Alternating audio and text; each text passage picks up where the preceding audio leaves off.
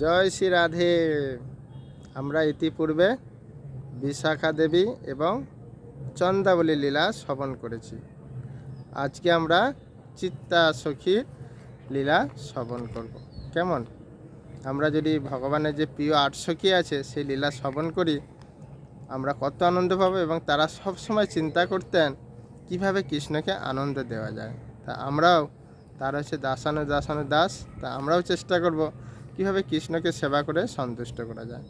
তো আজকে আমরা চিত্তা দেবীর লীলা শ্রবণ করব। কেমন? নময়ং বিষ্ণু পাদায় কৃষ্ণ পৃষ্ঠায় ভূতলে শ্রীমতে জয় পতাকা স্বামিনীতি নামিনে নম আচার্য পাদায় নিতায় কৃপা পদায়নে গৌর কথা ধামোদয় নগর গ্রাম তারিণে। চিত্তা দেবীর যদি আমরা লীলা শ্রবণ করি, তাহলে চিত্তা দেবীর কী কী গুণ ছিল একটু জানি। ধরুন আপনারা কোনো কিছু রান্না করেন, আপনাদের মনে হবে একটু টেস্ট করে দেখি তা কেমন হয়েছে। কিন্তু চিত্তা দেবী এমনই তার গুণ ছিল, সে দেখলেই বলে দিতে পারত যে এটা লবণ কি ঝাল কি কোনটা কম বেশি হয়েছে, এরকম তার মধ্যে গুণ ছিল। শুধু তাই নয়, সে এমন কোনো ভাষা নেই জানতো না। এমনিতে আমরা অনেক ভাষা জানি, শুধু এই ভাষা নয়। ধরুন একটা পাখি কি কথা বলছে, কিংবা একটা পশু পাখি কী কথা বলছে, কিংবা একটা মানুষ কি কথা বলছে, তাদের আবভাব দেখে তিনি বলে দিতে পারতেন এরা কী কথা বলছে। তারপরে কি বলা হয়েছে, চিত্তা দেবী জ্যোতিষশাস্ত্র জানতো। এই জন্য আপনারা যদি কেউ জ্যোতিষশাস্ত্র শিখতে চান, তাহলে চিত্তা দেবীর কাছে আশীর্বাদ নিতে হবে। তারপরে কি বলেছেন, যে তিনি ভালো অঙ্কন করতে জানতেন। মানে কোনো কিছু আপনি বলবেন, সে শুধু একটু দেখে নেবে, ব্যাস আপনার সুন্দর চিত্র তিনি এঁকে দেবেন। তো আসুন আমরা চিত্তা দেবীর এখন গুণ শুনলাম, এখন চিত্তা দেবীর সঙ্গে ভগবান শ্রীকৃষ্ণের একটা লীলা শ্রবণ করি। কেমন? ভগবান কৃষ্ণচন্দ্র মায়ের কোলে বসে আছে, যশোদা মায়ের কোলে। তখন মা যশোদাকে বলছেন, মা সুবল না আমার কথা সব সময় চিন্তা করে, সে ঘুমাতে ঘুমাতেও আমার কথা চিন্তা করে, কান্না করে, আর সে খুব দুঃখ পায়। মা তুমি এক কাজ করো না, আমার একটা সুন্দর ছবি এঁকে এই সুবলকে দাও। সুবল তাহলে কী হবে, এই ছবিটা নিয়ে ঘুমাবে, যেখানেই যাবে সে আমার এই ছবিটা সাথে নিয়ে যাবে। তাহলে কি হবে, তার আর দুঃখ হবে না, কষ্ট হবে না। আমি তার এই দুঃখ সহ্য করতে পারছি না, মা তুমি একটু কষ্ট করে আমার একটা ছবি বানিয়ে সুবলকে দাও না। তো মা তো জানে সন্তান বলা মানে কি হবে, ঠিক আছে তুমি যেহেতু এত করে বলছো, তোমার সখা এত কষ্ট পাচ্ছে, আমি একটা তাহলে ছবি বানিয়ে দেবো। কেমন? বলছে ঠিক আছে। তো কৃষ্ণ তখন খেলতে চলে গেছে। এদিকে কী হয়েছে, মা যশোদা বিশাখা দেবীকে জিজ্ঞাসা করছে, বিশাখা আরে আমার লালা তার সখা সুবল খুব কষ্ট পায় তার ছবি না দেখলে, তো কে এমন ভালো আঁকতে পারে বলতে পারবে? তখন বলছে, হ্যাঁ আমাদের চিত্তা দেবী আছে, ও ভালো আঁকতে পারে, ওর কাছে যাও, ও ঠিক এঁকে দেবে। তো বলছে তাহলে তুমি তাকে নিয়ে আসো না। তখন চিত্তা দেবীকে যশোদা মায়ের কাছে নিয়ে এসেছে। নিয়ে এসে বলছে যে আমার ছেলের একটা ছবি এঁকে দেবে। বলছে, মা এ কি তুমি বলছো, তুমি আমাদের এত ভালোবাসো, আর তোমার এইটুকু আমরা সেবা করতে পারবো না? হ্যাঁ হ্যাঁ করতে পারবো, কিন্তু না একটা সমস্যা আছে। বলি কী সমস্যা? বলছে আমার লালা যা চঞ্চল, যদি তুমি ছবি আঁকবে তখন তো তাকে একটু ভালোভাবে দাঁড়াতে হবে, কিন্তু আমার লালার খুব দুষ্টু, একদম স্থির হয়ে দাঁড়াতে পারে না, তুমি কি করে ছবি আঁকবে? বলছে, মা তুমি চিন্তা করো না, আমি এক ঝলক দেখা মাত্রে আমি ঠিক ছবি এঁকে দেবো। ঠিক আছে, তাহলে কালকে আসো, আমার ছেলে গোচারণ করতে যাবে না, আমি তাকে ধরে রাখবো। তখন লালা যখন আসছে, তখন তার মা বলছে, দেখ কালকে আমি একটা ভালো তোর চিত্রপট আঁকার জন্য একজনকে পেয়েছি, চিত্তা সখীকে। তো তিনি খুব সুন্দরভাবে অঙ্কন করতে পারবে, তুমি কিন্তু কালকে একভাবে স্থির হয়ে দাঁড়াবে। কেমন? বলছে ঠিক আছে মা, তুমি যত বলছো তা আমি দাঁড়াবো। তো পরের দিন সখী এসেছে, চিত্তা সখী এসে বলছে, কই মা যশোদা মাতা, তাহলে তোমার এ কোথায়, তোমার লালা? লালা আয় আয়, এসে গেছে চিত্তা সখী। লালা এসেছে। তো কৃষ্ণ তো জানেন একটু বাঁকিয়ে থাকে। তখন মাঝে সব আরে কৃষ্ণ একটু সোজায় দাঁড়া, চুপ করে দাঁড়া, আঁকবে কী করে? তখন কৃষ্ণ কি বলছে জানেন, মা তুমি জানো তো আমি একটু বাঁকা টেরা করে দাঁড়াতে খুব ভালোবাসি, আর আমার ভালো লাগে, তুমি আমাকে এরকম করে কেন বলছো? আরে দেখ তুই যদি একটু ভালোভাবে সোজায় না দাঁড়াবি তাহলে কি করে অঙ্কন করবে? ঠিক আছে মা, তুমি বলছো ঠিক আছে। তো দাঁড়িয়েছে, আর ওই যে এক পলক দর্শন করেছে কৃষ্ণকে, বলছে মা হয়ে গেছে, এবার তোমার ছেলেকে খেলতে যেতে বলো। তখন মা যশোদা বলছে লালা যাও, যা এবার খেলতে যা, খেলতে চলে গেছে। বলছে মা চিন্তা করো না, আমি এই যে এক ঝলক দেখেছি না, আমি ঠিক এঁকে দেবো। তখন মায়ের কাছে আশীর্বাদ নিয়ে চিত্তা দেবী ঘরে চলে গেছে।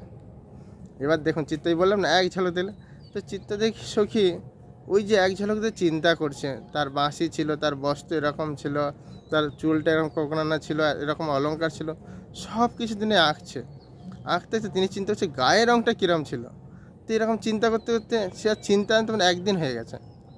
আবার পরের দিন এরকম চিন্তা করছে, তার এই ময়ূর পুচ্ছ ছিল, বস্ত্র এরকম ছিল, চিন্তা করছে করতে করতে গায়ের রঙটা কি আছে, 2 দিন হয়ে গেছে। তখন বলছে আরে আমি কখন মা যশোদাকে, তো মা যশোদা বলে কিন্তু আমি যে গায়ের রঙটা কি আমি তো বুঝতে পারছি না। তখন তিনি কী করলেন, ধ্যান করলেন কার, সরস্বতী দেবীর। তখন সরস্বতী বলছে হে বিদ্যা দেবী, তুমি আমাকে এই অঙ্কন করার জন্য বিদ্যা দিয়েছিলে, এখন তুমি বলো তো এই মানে এই কৃষ্ণের গায়ের রঙটা কীরকম হবে। তখন সেই সরস্বতী মাতা বলছেন দেখো প্রভুর যে কি গায়ের রং আমি নিজেই বুঝতে পারি না, আর তোমাকে সেই বুদ্ধি কী করে প্রদান করব। সেই জন্য তো তুমি সেই গায়ের রংটা চিন্তাই করতে পারছো না। তুমি এক কাজ করো, রাধারানী হচ্ছে তার প্রিয়জন, তুমি রাধারানীর কাছে যাও, রাধারানী দেখবে তোমাকে বলে দিবে যে কৃষ্ণের আসল গায়ের রংটা কী। ঠিক আছে বিদ্যা দেবী, তুমি যেহেতু বলছো, তুমিও যেহেতু আমার গুরু, তুমি যদি না বলতে পারো তাহলে আমাকে যেতেই হবে।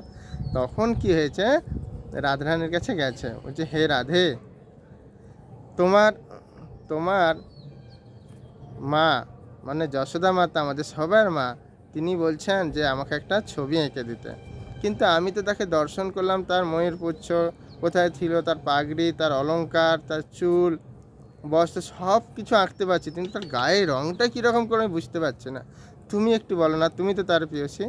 তখন রাধারানী বলছেন সখী তুমি আমার এই চোখের দিকে তাকাও, ঠিক আছে, 2টো হাত আমার ধরো, ধরে আমার চোখের দিকে তাকাও, চোখের মধ্যে যে মিডিলে যে তারার যে কালারটা, ওইটা হচ্ছে কৃষ্ণর কালার।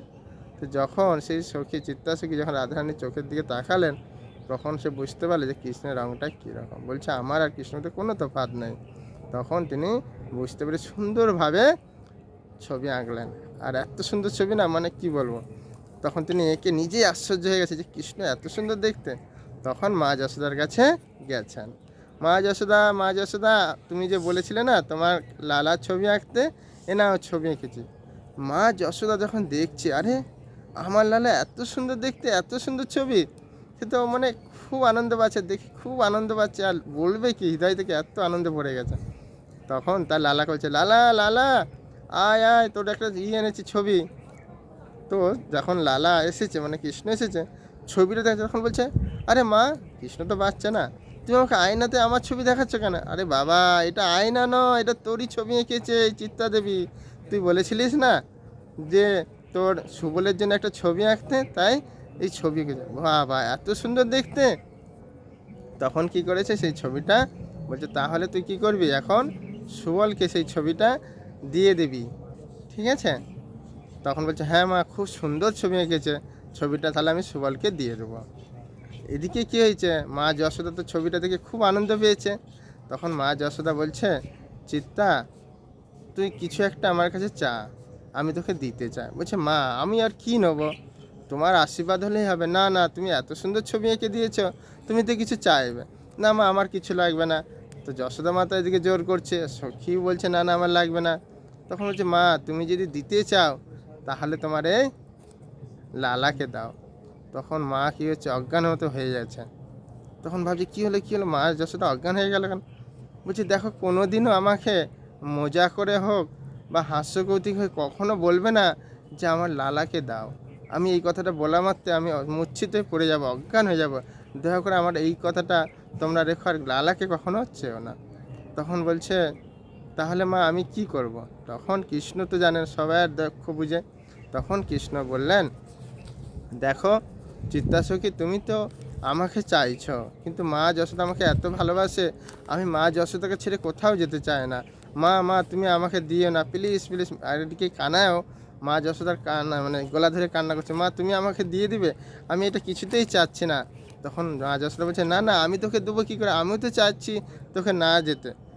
তখন কি হলো, কৃষ্ণ বললেন, ঠিক আছে, তোমার কি জন্ম হয়েছে যেচু চিকশলি গ্রামে, তা আমি তোমাকে কথা দিচ্ছি প্রত্যেক দিন তুমি যেটা আমাকে চেয়েছো, আমি প্রত্যেক দিন যে তোমার গ্রামে তোমাকে দর্শন প্রদান করে আসবো। ওখানে গেলে দেখবেন সেই চিকশলি গ্রামে এই চিত্তাদেবীর বিগ্রহ আছে, আর ভগবান প্রত্যেক দিন যে ওই চিকশলিতে যে চিত্তাদেবীকে দর্শন দিয়ে আছে। যেহেতু তার মাকে চেয়েছিল দিতে পারে না, তাই ভগবান তার ইচ্ছা পূরণ করছে।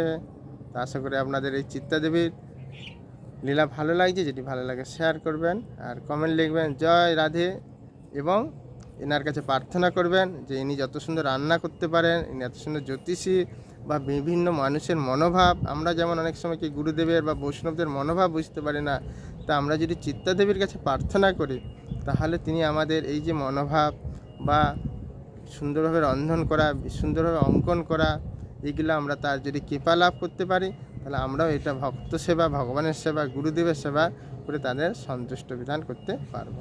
হরে কৃষ্ণ কৃষ্ণ কৃষ্ণ হরে হরে, হরে রাম রাম রাম হরে হরে। জয় বর্ষণবালী কি, জয় রাধারানী কি, জয় কৃষ্ণচন্দ্র ভগবান কি জয়।